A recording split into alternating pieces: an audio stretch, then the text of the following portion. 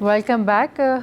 رمضان کا جو پہلا عشرہ ہوتا ہے وہ عشرہ رحمت کہلاتا ہے۔ آپا ہم یہاں سے اس کو شروع کرتے ہیں۔ عشرہ رحمت، نام سے ہی ظاہر ہے کہ رحمت برس رہی ہوگی، کتنی رحمت برس رہی ہوگی یہ تو ہم اندازہ لگا ہی نہیں سکتے اپنے رب کی محبت کا اور رحمت کا۔ اس حوالے سے کچھ آپ بتائیں کہ جو 10 دن ہیں شروع کے عشرہ رحمت جو کہلاتا ہے، اس میں ہم کیا کیا عبادات کریں ایسی کہ ہم اللہ کو راضی کر سکیں؟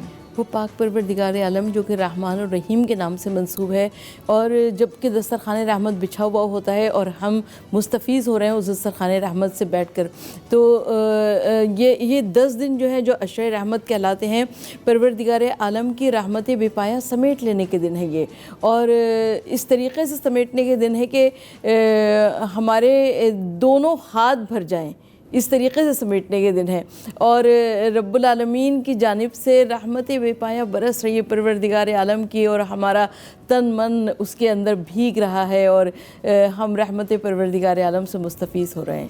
اور جیسے کہ آپ نے کہا تو ماہ رمضان کی بہت ساری مسنون دعائیں ہیں، اور جیسے کہ دعائے جوشن کبیر پڑھنے کا بہت زیادہ اجر و ثواب ہے، سورہ یاسین پڑھنے کا بہت زیادہ اجر و ثواب ہے، اور ماہ رمضان المبارک کا چاند دیکھ کر بہت سارے اعمال ہیں، اور آج پہلی رمضان کے حوالے سے بہت سارے اعمال ہیں، اور ابھی تو پورے ماہ رمضان چلتے رہیں گے۔ وہ تو پورے ماہ رمضان ڈیلی بیسس پر ایک قرآن شریف میں سے آپ ایک پارہ پڑھ سکتے ہیں۔ آپ ڈیلی روٹین میں تو ہم لوگ تھوڑا آکیوپائڈ ہوتے ہیں، اگر آپ اس کو یہیں سے شروع کریں کہ ایک پارہ روزانہ، بہت میکسیمم چلا جائے گا آدھا گھنٹہ یا 25 منٹ آپ کے اچھا، میں اس بات کی ایک وضاحت کرتی چلوں کہ ہمارے یہاں بہت سارے لوگ نیا قرآن مجید شروع نہیں کرتے، اس لیے کہ وہ یہ سمجھتے ہیں کہ شاید وہ قرآن مجید اسی رمضان میں ختم کرنا ہے، تو اگر وہ ختم نہ بھی ہو سکے تو آپ نے جتنی بھی آیتیں پڑھی، جتنی بھی صورتیں پڑھی، اس کا تو اجر و ثواب کئی گنا زیادہ ہو کر ملے گا۔ ہاں، مطلب پڑھتے ہیں جب بھی ختم ہو جائے، ضروری نہیں اگر آپ رمضان میں کسی مصروفیت کے باعث نہیں پڑھ سکے ہیں، کسی بیماری کے باعث، تو تھوڑا تھوڑا کر کے پڑھنا شروع کریں، اور میں تو کہتی ہوں ترجمے سے پڑھنا شروع کریں، صرف عربی نہ پڑھیں، کیونکہ ظاہر سی بات ہے عربی میں قرآن شریف اس طرح سے سمجھ نہیں آتا۔ آپ اپنی لینگویج میں اس کو ساتھ ساتھ قرآن شریف کو اردو کا ترجمہ پڑھیں اور سمجھیں۔ قرآن شریف ہدایت کی کتاب ہے، اس کو سمجھیں۔ ایسے ہی مفتی صاحب؟ جی، بسم اللہ الرحمن الرحیم، بالکل ایسا ہی ہے۔ قرآن مجید فرقان حمید کو سمجھ کے پڑھنے کا ثواب یہ ہے کہ آپ کو ایسا لگے گا کہ اللہ آپ سے باتیں کر رہا ہے۔ جو آپ لوگوں کو سناتے ہیں نا، جب کبھی آپ خالق اور مالک سے، دیکھیں دو چیزیں ہیں اپنا لے، اس رمضان کرنا کیا ہے؟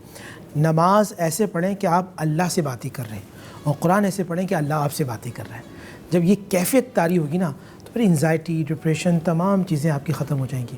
آپ لوگوں کو ڈھونڈ کے سنانے والے نہیں ہوں گے، بلکہ سر سجدے میں رکھیں گے اور اپنے خالق کو ساری باتیں سنا دیں گے، اور جب اپنے خالق کو ساری باتیں سنا دیں گے تو سکون ہوگا۔ میں کسی اور کو سناتا تو شاید بات ادھر ادھر ہو جاتی، مگر میرا رحمان ایسا ہے جو میرے سارے عیبوں کو جاننے کے باوجود میرے عیبوں پر پردہ ڈال دیتا ہے، میرے سارے عیبوں کو چھپا دیتا ہے۔ اب میں اس رمضان کرنا کیا ہے، تھوڑا عشرہ رحمت پہ بات کرتے ہیں۔ دیکھیں، جب 15 شعبان کا سورج غروب ہوتا ہے تو میرے ذہن میں ایک خیال ایسا ہے کہ اللہ کی رحمت کا سورج طلوع ہونا شروع ہوتا ہے۔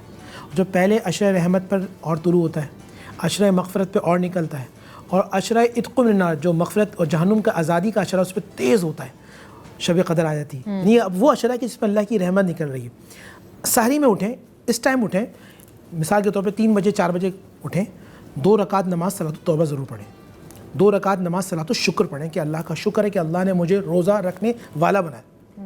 یہ بات بہت سارے ایسے لوگ آتے ہیں اور کہتے ہیں کہ ہم مولانا 20 سال سے نماز پڑھ رہے ہیں، 20 سال پہلے سجدہ کیا تو آج تک نہیں کر پا رہے، کیونکہ تکلیف ایسی ہے۔ یعنی کہ ان کی خواہش کیا ہے کہ میں سر رکھ کر اللہ کی بارگاہ میں سجدہ شکر ادا کروں، کتنی بڑی بات ہے۔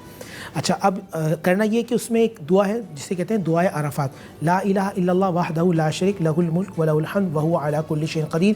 اللہ کے نبی نے اسے عرفات کے میدان میں پڑھا تھا، اس کو صبح کے وقت میں پڑھیں، اس کے بعد آپ نماز فجر کی تیاری کریں، اس کے بعد بیٹھے رہیں، اشراق پڑھیں، ظہر میں نماز قضاء عمری پڑھیں، عصر اور مغرب میں جتنا ہو سکے آپ درود پاک پڑھتے رہیں۔